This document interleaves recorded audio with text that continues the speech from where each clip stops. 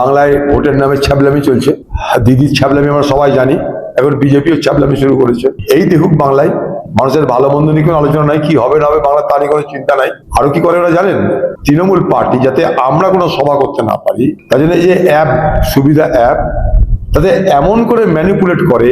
আর local যাদের অফিসাররা এখনো যেগুলো তৃণমূলের লোক আছে, যেমন এসডিওরা, তারা এমন ভাবে তাদের সমর্থন করে যে কংগ্রেস মনে করলেও কোনো সভা করতে পারছে না।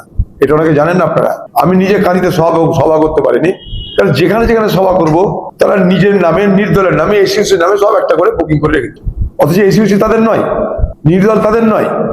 সেখানটায় কি হবে, ইলেকশন কমিশনের পক্ষ থেকে দায়িত্বে আছে এসডিও সাহেবরা বিশেষ করে, তাদের তারা ভূমিকা হওয়া উচিত, সেখানে তারা যে ভূমিকা পালন করতে ব্যর্থ হয়। ওরা অদ্ভুত চালাকি হচ্ছে এখানটায়।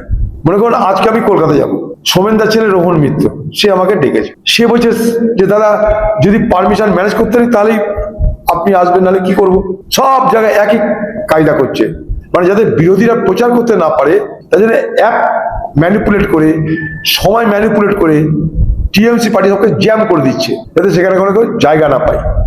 এই চালাকিটা অনেকে বুঝতে পারছে না।